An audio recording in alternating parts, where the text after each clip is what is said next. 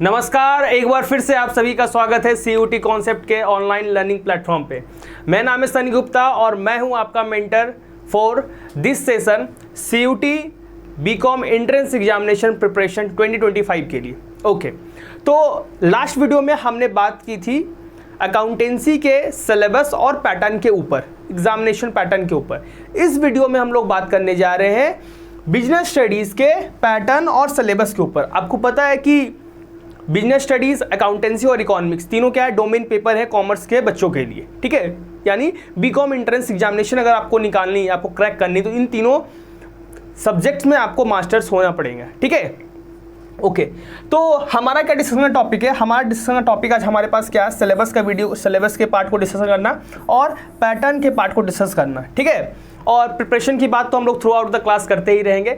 और सबसे बड़ी बात आपको पता है कि मैं हर एक बार क्या करता हूँ कि जितने भी ऑफिशियल चीज़ें हैं, यानी ऑफिशियल, आजकल हम लोग सिलेबस की बात करने वाले हैं, तो ऑफिशियल सिलेबस को हम लोग क्या करते हैं, एकदम ब्रीफ में, एकदम समराइज करके हम लोग उसको डिस्कस करते हैं, सो डैट आपको हेक्टिक ना लगे प्रिपरेशन से पहले। अगर आप प्रिपरेशन से पहले ही डर जाओगे तो फिर आगे प्रिपरेशन कैसे कर पाओगे? इसीलिए मैं आप सभी के लोग क्या लेके आता हूँ कि सारे ऑफिशियल जो सिलेबस है उसको मैं एकदम समराइज वे में लेके आता हूँ, ताकि आपको आपकी अंडरस्टैंडिंग और अच्छी हो। ठीक है, इसी के साथ वीडियो स्टार्ट करने से पहले सबसे पहले मैं आपको एनटीए का सीयूटी यूजी के लिए, जो कि बीकॉम एंट्रेंस एग्जामिनेशन के अंदर है, आपका बिजनेस स्टडीज़ का जो पेपर है जिसका कोड 305 है, उसका ऑफिशियल सिलेबस मैं आपको दिखाने जा रहा हूँ। जैसे भी आप सिलेबस देखोगे आपको पता चलेगा कि सर ये तो काफ़ी ज़्यादा हेक्टिक है, काफ़ी लेंदी है, काफ़ी थ्योरेटिकल दिख रहा है। उसी चीज़ को मैं फिर आपको समराइज करके मैं अपने स्टाइल में बताऊँगा। ठीक है, तो चलिए सबसे पहले देखते हैं ऑफिशियल सिलेबस क्या कहता है।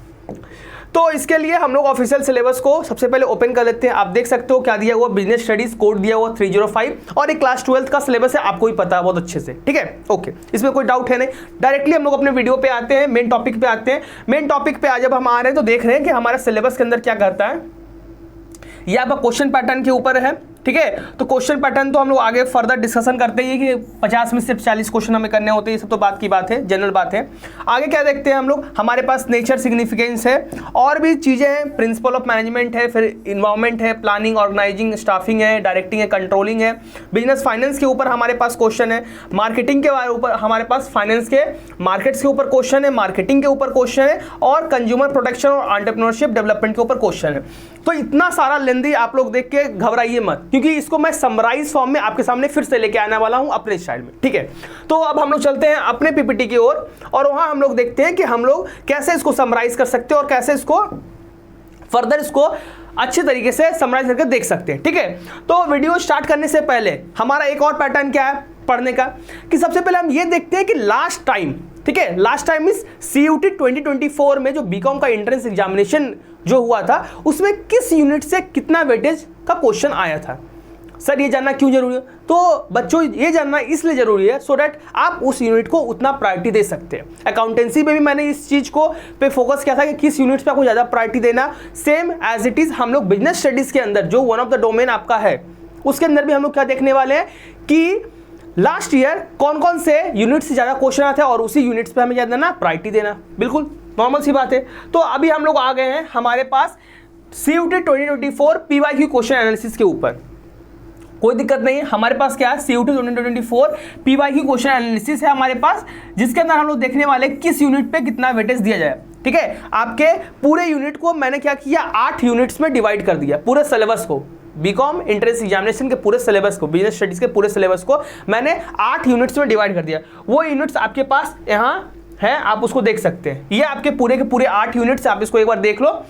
ठीक है, पहला आपके पास यूनिट 1 से लेके यूनिट 8 तक हमारे पास पूरा यूनिट है। इसको हम लोग अच्छे से डिस्कशन करेंगे, एक बार इसको आप देख भी सकते हो। लेकिन उससे पहले हम ये देखते हैं कि इन 8 यूनिट से, ठीक है, इन 8 यूनिट्स में मोस्ट प्रायोरिटी वाली यूनिट्स कौन कौन से, उसको हम लोग सबसे पहले देखते हैं। ठीक है, ओके, हम अपने स्लाइड पे आ चुके हैं। तो हमारे पास यूनिट नंबर 1 क्या करता है, नेचर और सिग्निफिकेंस ऑफ मैनेजमेंट की बात करता है। इससे कितने क्वेश्चन आए, तो 7 क्वेश्चन आए। ठीक है सर। दूसरा हमारे पास प्रिंसिपल ऑफ मैनेजमेंट, जिसमें हेनरी फ्योल, एफडब्ल्यू टेलर के बारे में आप पढ़ते हो, इससे भी क्वेश्चन आए हुए हैं, 4 क्वेश्चन आए। फिर तीसरा हमारा बिजनेस इन्वायरमेंट, जो कि एक छोटा चैप्टर है लेकिन इससे भी 4 क्वेश्चन आए। मेन हमारे पास क्या है, मैनेजमेंट के फंक्शंस, मैनेजमेंट के फंक्शंस, जिसके अंदर आप लोग क्या पढ़ते हैं, आपको बिल्कुल सही याद होगा। इसके अंदर आप क्या पढ़ते हैं, प्लानिंग पढ़ते हो, कंट्रोलिंग पढ़ते हो, स्टाफिंग पढ़ते हो, ऑर्गेनाइजिंग पढ़ते हो, डायरेक्टिंग पढ़ते हो, ये सारी चीजें आप पढ़ के आते हो, ठीक है। तो इससे सबसे ज्यादा वेटेज जो क्वेश्चन है इसमें इस टॉपिक से कवर करता है, जो कि ये 17 मार्क्स का क्वेश्चन मोस्ट प्रायोरिटी वाले चैप्टर्स है, ठीक है। आप इसको अलग अलग समझ सकते हो कि सर प्लानिंग का अलग से चैप्टर है, ऑर्गेनाइजिंग का अलग से चैप्टर है, स्टाफिंग का अलग से चैप्टर, लेकिन मैं तो इसको एक ही मानता हूं ना, मैनेजमेंट फंक्शंस के हो, ठीक है। और मैनेजमेंट फंक्शंस के अंदर ही आपको ये पांचों चैप्टर्स पढ़ने, ठीक है। और इनसे 15-17 क्वेश्चन आए, इसका आप मतलब मान के चलो कि आपके पास 5 मैनेजमेंट के क्या है, 5 मैनेजमेंट के फंक्शंस है, तो ऑन एन एवरेज सारे टॉपिक से, ठीक है, सारे टॉपिक से 3-3 क्वेश्चन कवर कर रहे हैं, ठीक है। 3 क्वेश्चन सारे टॉपिक से कवर कर रहे हैं। 5 3 15, आप मान लो किसी यूनिट से 1-2 क्वेश्चन ज्यादा आ रहे हैं, क्योंकि कुछ बड़े यूनिट्स हमारे पास है, डायरेक्टिंग का यूनिट्स बड़ा, जिसमें मोटिवेशन, लीडरशिप, कम्युनिकेशन, सब कुछ, सुपरविजन, सब कुछ आ रहा है। ओके, हम लोग आगे चलते हैं। बिजनेस फाइनेंस के ऊपर क्वेश्चन है, ठीक है, तो उससे 8 क्वेश्चन आए, ये भी एक इंपॉर्टेंट चैप्टर है। फिर आपके पास मार्केटिंग है, जिससे क्या हो रहा है, 5 क्वेश्चन आ रहे हैं। फिर आपके पास कंज्यूमर प्रोटेक्शन है, जिसमें हम लोग कंज्यूमर के प्रोटेक्शन के बारे में बात करते हैं, उससे भी 3 क्वेश्चन आए हुए हैं। और लास्ट में हमारे पास एंटरप्रेन्योरशिप डेवलपमेंट है, इससे हमारे पास 2 क्वेश्चन आए। तो ये आपके पास लास्ट ईयर जो CUT 2024 बीकॉम एंट्रेंस एग्जामिनेशन के लिए जो पेपर हुआ था, उसके अंदर हमारे पास ये 8 यूनिट है। उस 8 यूनिट से हमारे पास इतने क्वेश्चन, टोटल 50 क्वेश्चन ये बन रहे हैं। तो इतने क्वेश्चंस अलग अलग यूनिट से आए थे। अब आपको यहां से समझ जाना चाहिए आपको किस किस यूनिट पे ज्यादा प्रायोरिटी देना है। सिंपल सी बात है कि जिस यूनिट से ज्यादा क्वेश्चन आ रहे हैं उसको प्रायोरिटी आपको उतने ज्यादा नंबर पे देना है, ठीक है। सिंपल सी बात है, कोई दिक्कत नहीं। अब हम लोग चलते हैं नेक्स्ट स्लाइड पे, जहां हम लोग ये डिस्कस करेंगे, जो कि बेसिक चीज है, वो कंटिन्यूसली हम लोग डिस्कस करते आ रहे हैं कि 50 क्वेश्चन आपको दिए जाएंगे, 40 क्वेश्चन आपको अटेम्प्ट करना है, 45 मिनट का टाइम रहेगा, एक क्वेश्चन सही करने पे 5 नंबर और नेगेटिव मार्किंग के लिए -1 नंबर आपको अवार्ड किए जाएंगे, ठीक है। ओके, ये आपका पूरा क्राइटेरिया है, ठीक है। 50 में से 40, 45 मिनट, 200 टोटल नंबर 200 होगा, 40 × 5। अगर पूरा 40 क्वेश्चन आप सही करते हो तो नेगेटिव मार्किंग -1 है, और सारे करेक्ट आंसर्स के लिए 5 मार्क्स आपको रिवॉर्ड किए जाएंगे, ठीक है। और एक पनिशमेंट भी है -1 के नाम पे, ठीक है। तो ये आपका पूरा एग्जाम पैटर्न है, कैसे कैसे क्वेश्चंस आते हैं, नहीं आते हैं, ठीक है। इसका मतलब एक आपके पास इंपॉर्टेंट टॉपिक ये भी है कि आपको ये भी समझना पड़ेगा कि कौन कौन से क्वेश्चन को आपको छोड़ना है, कौन से क्वेश्चन को आपको एलिमिनेट करना है, क्योंकि 50 में सिर्फ 40 करना है। तो 40 जो आपको आते हैं, जिस टॉपिक पे आपको कॉन्फिडेंस है, उस क्वेश्चन को आपको करना है, और बाकी क्वेश्चन आपको स्किप करना है, कि नंबर आपको सिर्फ 200 ही लाना है, ठीक है। ओके, तो अब हमारे पास ये जो बिजनेस स्टडीज का जो पेपर है, सिलेबस है, जिसका कोड हमारे पास कितना है, 305 है, ठीक है। इसके अंदर हमारे पास क्या है, 8 यूनिट्स पढ़ने हैं। पहला यूनिट हमारे पास क्या है, इसके अंदर जो सब हेडिंग है कि यूनिट 1 में के अंदर क्या क्या पढ़ना, उसके बारे में हम लोग डिस्कशन आगे करेंगे वीडियो में, ठीक है। पहले बस आप ये देख लो कि ये 8 यूनिट जो है कैसे कैसे हमने डिवाइड किया है। पहला हमारे पास क्या है, नेचर और सिग्निफिकेंस ऑफ मैनेजमेंट है। दूसरा हमारे पास प्रिंसिपल्स ऑफ मैनेजमेंट है। तीसरा बिजनेस इन्वायरमेंट है। चौथा मैनेजमेंट के फंक्शंस है, जिसके अंदर प्लानिंग, कंट्रोलिंग ये सब पढ़ते हैं। 5वां हमारे पास बिजनेस फाइनेंस है। 6ठा हमारे पास मार्केटिंग है, और 7वां हमारे पास कंज्यूमर प्रोडक्शन है, और 8वां हमारे पास एंटरप्रेन्योरशिप डेवलपमेंट है। तो ये 8 यूनिट्स में मैंने डिवाइड किया है पूरे सिलेबस को, और इस 8 यूनिट्स के पॉइंट ऑफ व्यू से ही हमें सारा कुछ पढ़ना है। कोई दिक्कत नहीं है, एकदम क्लियर, ठीक है। एकदम समराइज में मैंने सिलेबस को आपके सामने रख दिया है, ठीक है। अब इंडिविजुअल बाय इंडिविजुअल हम देखते हैं कि हमें हर एक यूनिट के अंदर क्या क्या चीज पढ़नी है, ठीक है। ओके, तो नेक्स्ट स्लाइड पे हम लोग चलते हैं। सबसे पहले हमारे पास आता है यूनिट नंबर 1, जो क्या कहता है, बात करता है nature and significance of management की, ठीक है। कि इस यूनिट में क्या करेंगे हम लोग, जो हमारा पहला यूनिट है nature and significance of management, इसके अंदर क्या करेंगे, सबसे पहले हम लोग मैनेजमेंट के कॉन्सेप्ट्स और नेचर को जानेंगे। कोई दिक्कत नहीं, क्या करेंगे हम लोग, मैनेजमेंट के कॉन्सेप्ट, ऑब्जेक्टिव और इंपॉर्टेंस को समझेंगे। उसके बाद क्या है, हमारे पास नेचर ऑफ मैनेजमेंट है, कि मैनेजमेंट का नेचर क्या है, मैनेजमेंट एज अ साइंस है, मैनेजमेंट एज अ आर्ट है, मैनेजमेंट एज अ प्रोफेशन है। इस चीज़ को हम लोग समझेंगे। 3 चीज़ है इसमें, तो 3 तरह के नेचर इसके हैं, इसको हम लोग समझेंगे। फिर हमारे पास लेवल्स ऑफ मैनेजमेंट है, टॉप लेवल होते हैं, मिडिल लेवल होते हैं, और फर्स्ट लेवल सुपरवाइजरी लेवल होता है, इसको भी हम लोग समझेंगे, ठीक है। फिर हमारे पास क्या आ रहा है कि मैनेजमेंट के फंक्शंस। तो मैनेजमेंट के फंक्शंस क्या है? प्लानिंग है, ऑर्गेनाइजिंग, स्टाफिंग, डायरेक्टिंग और कंट्रोलिंग। ये 5 मैनेजमेंट के फंक्शंस है। इसको हम लोग अभी बस यहाँ हम लोग को बस हेडिंग जानना है और इंडिविजुअली हम लोग को कहाँ पढ़ना है? मैनेजमेंट फंक्शंस वाला जो यूनिट हमारा उसके अंदर हमें पढ़ना है। और लास्ट इसमें क्या आपको पढ़ना है? तो कोऑर्डिनेशन के बारे में पढ़ना है। Coordination is the essence of management. आपको याद आना चाहिए ये टर्म, क्योंकि इससे डायरेक्ट क्वेश्चंस आते हैं। कोऑर्डिनेशन, नेचर और इसका इंपॉर्टेंस क्या है हमारे बिजनेस के अंदर, इसके बारे में हम लोग को जानना। तो ये आपका यूनिट 1 के अंदर आपको क्या क्या चीज कंटेंट पढ़ना है, इसके बारे में एक ब्रीफ डिस्क्रिप्शन था। और फिर हम लोग आगे चलते हैं, एक बार इसे देख लो आप लोग। दूसरा हमारा यूनिट क्या कहता है? Principles of management. तो प्रिंसिपल्स के अंदर आपके पास 2 नाम तो आपको एकदम क्लियर हो गए, ठीक है। कौन कौन सा? हमारे पास एक फ्यूल है और दूसरा एक टेलर है। हमारे पास क्या? एक फ्यूल है और दूसरा टेलर। इन दोनों के बारे में हम लोग को स्टडी करना है। क्या स्टडी करना? तो सर एक ने एडमिनिस्ट्रेटिव मैनेजमेंट के बारे में बात किया, दूसरे ने क्या बात किया? साइंटिफिक मैनेजमेंट के बारे में बात किया। उसी के बाद डिस्क्रिप्शन इसके अंदर हमें पढ़ना। सबसे पहले क्या पढ़ना? हमें प्रिंसिपल ऑफ मैनेजमेंट के बारे में पढ़ना है। कौन कौन से 2 प्रिंसिपल होते हैं? ये दोनों प्रिंसिपल्स के नाम मेन नाम है। फिर इसका मीनिंग, नेचर और इसका सिग्निफिकेंस क्या होता है, ये पढ़ना। फिर हमें क्या पढ़ना? फ्यूल का प्रिंसिपल ऑफ मैनेजमेंट पढ़ना। जो फ्यूल ने जितने भी प्रिंसिपल्स दिए उसके बारे में हमें डिस्कशन करना, क्योंकि इसे डायरेक्ट क्वेश्चंस आते हैं। आपको एक साइड प्रिंसिपल दे दिया जाएगा, दूसरी साइड उसका डिस्क्रिप्शन दिया जाएगा। अब आपको पूछा जाएगा कि ये किससे रिलेट करता है, मैच द फॉलोइंग में दे देता क्वेश्चन, ठीक है। नेक्स्ट हमारे पास क्या है? टेलर्स का साइंटिफिक मैनेजमेंट, ठीक है। इसके अंदर भी हम लोग क्या करेंगे? प्रिंसिपल्स और टेक्निक्स को पढ़ेंगे, ठीक है। इसके अंदर सिर्फ प्रिंसिपल्स हमें पढ़ना है, इसके अंदर प्रिंसिपल्स के साथ साथ हमें टेक्निक्स को भी इसके अंदर हमें पढ़ना है, ठीक है। तो ये 2 हमारे पास प्रोफेशनल्स हैं, एक हमारे पास फ्यूल है, दूसरा हमारे पास टेलर, जिसके प्रिंसिपल्स टेक्निक्स के बारे में हमें सब कुछ जानना है, ठीक है। इसके बाद हमारे पास यूनिट नंबर 2 हमारा हुआ। इसके बाद हम लोग यूनिट नंबर 3 पे आता है, जो किसकी बात करता है? जो बात करता है बिजनेस इन्वायरमेंट के ऊपर। मतलब आपका जो बिजनेस ऑपरेट कर रहा है, जिस इन्वायरमेंट में ऑपरेट कर रहा है, उसको कौन कौन से फैक्टर्स अफेक्ट करता है, इसके बारे में हम लोग डिटेल में इसमें हम लोग बात करते हैं। ये भी आपके लिए इंपॉर्टेंट है। क्यों? क्योंकि एक छोटा चैप्टर है, लेकिन इससे भी 4 से 5 नंबर का वेटेज ये क्वेश्चन रखता है, ये टॉपिक रखता है, ठीक है। एक बार इसको गो थ्रू करो आप लोग।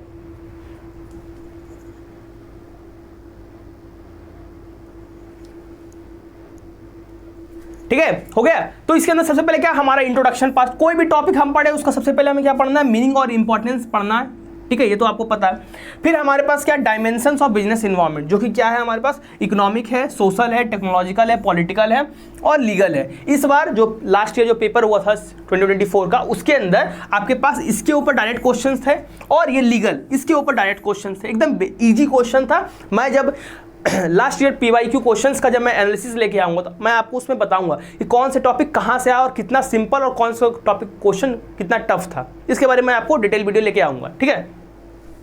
फिर ये हमारे पास क्या? इकोनॉमिक इन्वायरमेंट क्या है इंडिया में, इंडिया का इकोनॉमिक इन्वायरमेंट क्या है। फिर गवर्नमेंट पॉलिसी जो है उससे इंडस्ट्री बिजनेस को कैसे इंपैक्ट करता है इंडिया के अंदर, इसके बारे में थोड़ा और डिस्कशन करेंगे, ठीक है। और लास्ट में हमारे पास क्या है? जो हमारे पास लिबरलाइजेशन, LPG की जो पॉलिसी थी, ठीक है, LPG की जो पॉलिसी थी उसका क्या इंपैक्ट पड़ा।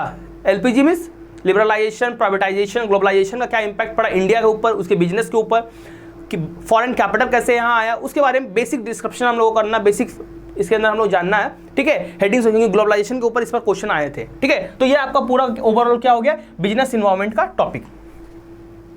नेक्स्ट हम लोग चलते हैं, हमारे पास क्या आता है? मोस्ट इंपॉर्टेंट हमारे पास क्या है? हमारे पास मैनेजमेंट के फंक्शन, जिसके आपके पास 18, ठीक है, आप मान के चलो 16 to 18 क्वेश्चंस इससे हर एक साल आपके पास आने ही आने। अब देखो, आप बोलोगे कि सर इसमें तो आपने कुछ लिखा ही नहीं, ठीक है, कि प्लानिंग के अंदर क्या पढ़ना, ऑर्गेनाइजिंग के अंदर क्या पढ़ना, स्टाफिंग, तो वो बेसिक डिटेल्स है जो तो हमें पढ़ना ही पढ़ना। अभी मैंने क्या किया कि मैनेजमेंट फंक्शंस को मैंने ओवरऑल लिख दिया कि 5 इसके अंदर हमें स्टडी करना, और इसके अंदर क्या पढ़ना, जब मैं इसके लिए स्पेसिफिक वीडियो जब लाऊंगा, जब मैं प्लानिंग पढ़ाऊंगा, तो उसके अंदर मैं पहले बताऊंगा कि प्लानिंग के अंदर हम लोग क्या क्या पढ़ने जा रहे हैं, उसके बाद मैं आपको वीडियो स्टार्ट करूंगा, ठीक है। तो आप अभी टेंशन मत लो, क्योंकि आप उतना डिटेल देखने जाओगे तो क्या मतलब बनता है, सिलेबस में ऑलरेडी सब कुछ दिया हुआ। तो आप यहाँ बस ये देखो कि मैनेजमेंट फंक्शन हमारे पास 5 होते हैं और इन 5 की स्टडी हम लोग आगे करने वाले हैं, बस बेसिक।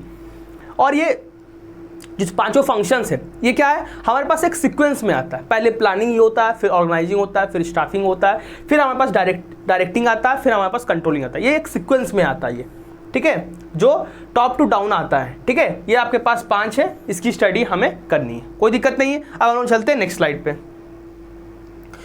नेक्स्ट स्लाइड में हमारे पास क्या आ रहा है, नेक्स्ट टॉपिक आ रहा है जो किससे रिलेट करता है, बिजनेस फाइनेंस से रिलेट करता है। बिजनेस फाइनेंस का मतलब क्या होता है, ठीक है, बिजनेस का मतलब योर बिजनेस, फाइनेंस का मतलब क्या होता है, फाइनेंस का मतलब हम लोग डील करते हैं इन मॉनेटरी रिसोर्सेज। फाइनेंस का मतलब क्या हो गया, तो डील विद मॉनेटरी रिसोर्सेज, इसी का प्लानिंग, इसी का ऑर्गेनाइजिंग, इसी का कंट्रोलिंग डायरेक्टिंग हम लोग किसके अंदर पढ़ते हैं, फाइनेंस के अंदर पढ़ते हैं। मतलब मॉनेटरी रिसोर्सेज की प्लानिंग, कंट्रोलिंग, डायरेक्टिंग सब कुछ किसके अंदर हम पढ़ते हैं, फाइनेंस के अंदर पढ़ते हैं, ठीक है।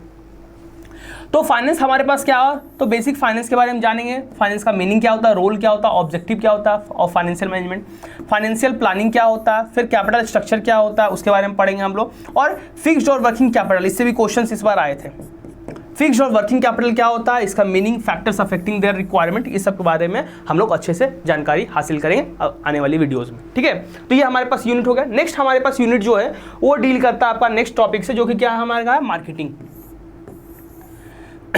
मार्केटिंग का मेन पर्पस क्या होता है, to make deliver your goods, ठीक है, make deliver your goods to the consumers, या अल्टीमेट जो भी कस्टमर्स है उसको डिलीवर करना। साथ साथ हम लोग अब नए जो मार्केटिंग कॉन्सेप्ट उसमें क्या करते हैं, हम लोग कस्टमर सेटिस्फैक्शन के ऊपर बात करते हैं। ऐसा नहीं कि सिर्फ आप गुड्स प्रोड्यूस कर रहे हो और गुड्स को डिलीवर कर दो तो आपका मार्केटिंग का फंक्शन कंप्लीट हो जाएगा। अब हमारे पास क्या है कि कस्टमर सेटिस्फैक्शन, साथ ही साथ हमारे पास सोशल सेटिस्फैक्शन, साथ साथ ग्रीन, जो मार्केटिंग आजकल नए ट्रेंड में चल रही है कि हम लोग इन्वायरमेंट को भी साथ ही साथ लेके चलते हैं। तो अब मार्केटिंग का कॉन्सेप्ट काफ़ी ज़्यादा वाइडर हो चुका है, ठीक है। तो मार्केटिंग के अंदर हम लोग पढ़ेंगे कि मार्केटिंग का मीनिंग और फंक्शन और इसका रोल क्या है मार्केटिंग का। फिर मार्केटिंग और सेलिंग के बीच में डिफरेंस क्या है, एक ह्यूज डिफरेंस है दोनों के बीच में। फिर मार्केटिंग मिक्स के बारे में पढ़ेंगे, ठीक है। मार्केटिंग मिक्स के अंदर कि मार्केटिंग के अंदर हम लोग जब जाते हैं तो किसी चीज़ों पे हम लोग मेनली वर्क करते हैं। तो हमारे पास क्या, प्रोडक्ट का मिक्स है, इसमें प्रोडक्ट के डेवलपमेंट की बात करते हैं हम लोग। फिर हमारे पास क्या है, प्रोडक्ट का मिक्स हो गया। फिर हमारे पास क्या हो, प्राइस का मिक्स हो गया। प्राइस का मिक्स का मतलब क्या, उसके अंदर प्राइस डिटरमाइन करते हैं। फिर हमारे पास क्या हो गया, या आपका प्रोडक्ट हो गया जिसके अंदर नेचर, क्लासिफिकेशन, ब्रांडिंग, लेबलिंग और पैकेजिंग की बात करेंगे। हमारे पास प्राइस हो गया कि कौन से फैक्टर्स हमारे प्रोडक्ट के प्राइस को इन्फ्लुएंस करेंगे और कैसे डिटरमाइन करेंगे। फिजिकल डिस्ट्रीब्यूशन हमारे पास हो गया, जिसको फिजिकल डिस्ट्रीब्यूशन, ठीक है, इसको के अंदर क्या मीनिंग, रोल, चैनल, किस चैनल से आपका सामान कहाँ सारे डिस्ट्रीब्यूशर्स और अल्टीमेट कंज्यूमर्स तक पहुंचेगा। Types, factors determining the choice of channel. Last हमारे पास क्या, प्रमोशन मिक्स। प्रमोशन मिक्स का मतलब क्या, आप अपने आइडियाज़, अपने प्रोडक्ट्स को कैसे कस्टमर के माइंड तक डिलीवर कर पाए, कस्टमर तक डिलीवर कर पाए कि हाँ भाई आपने एक प्रोडक्ट बनाया तो कस्टमर तक कैसे उस बात को पहुंचाओगे, तो एडवर्टाइजमेंट करोगे, ठीक है, पर्सनल सेलिंग कर सकते हो। तो ये सारे मीडियम्स जिसकी स्टडी हम लोग कहाँ करने वाले, प्रमोशन मिक्स के अंदर करना। देखो यहाँ दिया हुआ meaning, role, promotion mix, role of advertising and personal selling, objective of advertising, ये सारी चीज़ की स्टडी हम लोग करने वाले इस यूनिट के अंदर, ओके। नेक्स्ट हमारे पास क्या, यूनिट नंबर 6 हुआ। हमारे पास 2 यूनिट और बचा है, एक unit number 7, unit number 8। Unit number 7 हमारे पास क्या, कंज्यूमर्स प्रोटेक्शन। इससे भी क्वेश्चंस आपने देखा हुआ कि अराउंड 3 to 4 क्वेश्चंस आपके पास इसके अंदर आते हैं। कंज्यूमर प्रोटेक्शन आपके लिए क्यों इंपॉर्टेंट है, क्योंकि जब भी आपके राइट्स के साथ किसी ने छेड़छाड़ किया, आपके राइट्स के साथ किसी ने छेड़छाड़ किया, आपको किसी ने गलत प्रोडक्ट डिलीवर कर दिया, आपको किसी ने कोई गलत इन्फॉर्मेशन दे दिया, ठीक है, जो कि आपके लिए, आपके हेल्थ के लिए, आपके फैमिली के हेल्थ के लिए डेंजरस हो सकता है, उसके लिए आप क्या कर सकते हो, आप कंप्लेन रेज कर सकते हो उस सप्लायर के अगेंस्ट या उस मैन्युफैक्चरर के अगेंस्ट, ठीक है।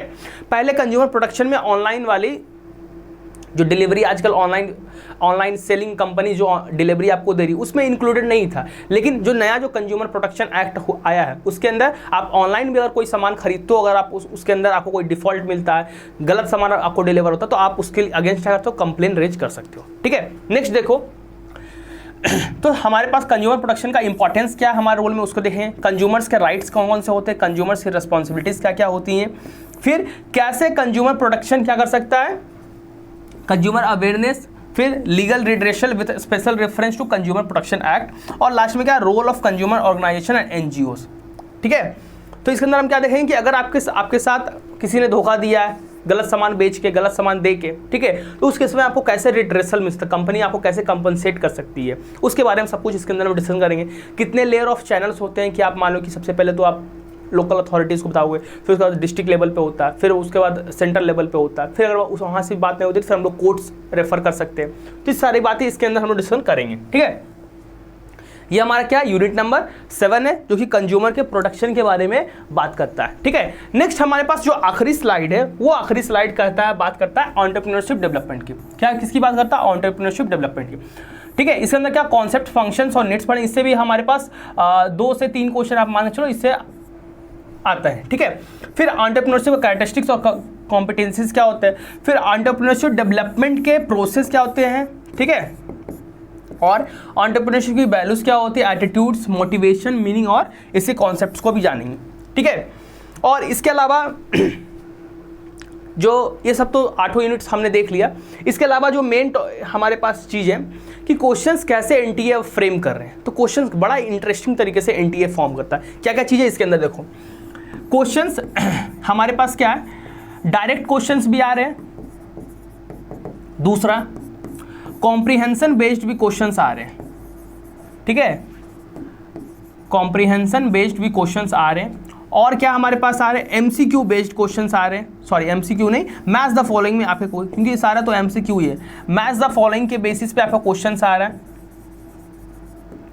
ठीक है, इस तरह से आपके पास क्वेश्चंस आ रहे हैं। और आप मान के चलो एनालिटिकल बेस्ड भी क्वेश्चन, जहां आपको एनालिटिकल बेस्ड क्वेश्चंस आ रहे हैं। और एक आपके पास क्या है, प्रैक्टिकल क्वेश्चंस भी आ रहे हैं, जहां आपको कुछ सॉल्व करना पड़ेगा, प्रैक्टिकली बेस्ड क्वेश्चन। तो इस तरह से एनटीए क्वेश्चंस को फ्रेम करे। क्वेश्चन फ्रेम करने का तरीका है, या तो डायरेक्ट क्वेश्चंस आपको दे सकते हैं, ठीक है, डायरेक्टली आप बस देखो आंसर कर दो, याद करके जा सकते हो, उससे हो जाता है। दूसरा comprehension based question. Comprehension based question में क्या होता है कि आपको पूरा एक पैसेज देगा, उस पैसेज पे आपको 5 क्वेश्चन करने। और मैंने आपको बताया था अकाउंटेंसी में भी ऐसा 2 पैसेज था और बिजनेस स्टडीज में ऐसा 2 पैसेज आ चुका है।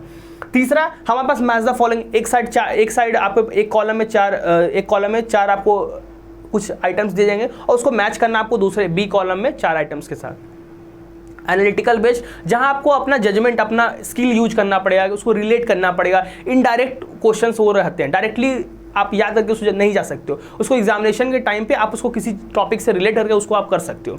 लास्ट हमारे पास प्रैक्टिकल, मतलब अकाउंट्स में कुछ क्वेश्चंस ऐसे भी आते हैं, ठीक है, जिसको आपको क्या करना पड़ेगा, आपको सॉल्व करना पड़ेगा, उसके बाद ही उसका आंसर है। दो उसका सॉल्यूशन बहुत छोटा होता है, लेकिन आपको उसका फॉर्मूला याद होना चाहिए, या फिर कुछ अगर उसमें ट्रिक होगा तो ट्रिक आपको याद रखने की जरूरत है। ये सब सारा कुछ हम लोग देखते हैं और इस सब से क्वेश्चंस हम लोग आगे प्रैक्टिस करेंगे। ठीक है, तो आज की वीडियो में आज हमने बिजनेस स्टडीज के सिलेबस और पैटर्न के बारे में अच्छे से डिस्कशन कर लिया। सिलेबस को आगे हम लोग अच्छे से जब इंडिविजुअली चैप्टर्स को हम लोग डिस्कस करेंगे तो हम लोग वहाँ डिस्कशन करेंगे। ठीक है, और हमारे पास ये हो गया। और लास्टली अगर आपके किसी दोस्त, ठीक है, आपके कोई रिलेटिव अगर मान लो कि बीकॉम या बीकॉम बीएड की अगर प्रिपरेशन करना चाह रहे हैं, ठीक है, बीकॉम या बीकॉम बीएड की प्रिपरेशन करना चाह रहे हैं, ठीक है, हमारे पास कोर्स कौन सा, BCom plus BCom BEd. BCom के अंदर और बीकॉम बीएड के अंदर, ठीक है, बीकॉम के अंदर जो अकाउंटेंसी और बिजनेस स्टडीज का डोमेन पेपर वो मैं पर्सनली आपको पढ़ाऊंगा। ठीक है, बहुत अच्छे तरीके से सारे पूरे कोर्स के अंदर आपको एमसीक्यूज के क्वेश्चंस आपको देखने को मिलेंगे, साथ साथ पीवाईक्यू एनालिसिस, और उसके साथ साथ आने वाले क्वेश्चन, आने वाले एग्जाम पॉइंट ऑफ व्यू से जो चीज़ इंपॉर्टेंट टॉपिक्स है उसके बारे में डिस्कशन हम लोग करेंगे। ठीक है, उसके अलावा अगर ये वीडियो आपके लिए यूजफुल है तो अपने दोस्तों के साथ शेयर कर सकते हो। और जो हमारा कोर्स है पेड कोर्स, ठीक है, उनका उसका फी 3,999 है, लेकिन अभी ऑफर के कारण अभी ये फी आपको सिर्फ कितना की पड़ेगी, 2,499 की आपकी ये फी पड़ेगी। ठीक है, जो कि एक इकोनॉमिकल फी रखी गई है, पूरे मार्केट से एक इकोनॉमिकल फी रखी है, जिसको आप लोग ठीक है परचेस कर सकते हो और अपने प्रिपरेशन को बूस्ट कर सकते हो। धन्यवाद दोस्तों, मिलते हैं अगली वीडियो में। जय हिंद, जय भारत।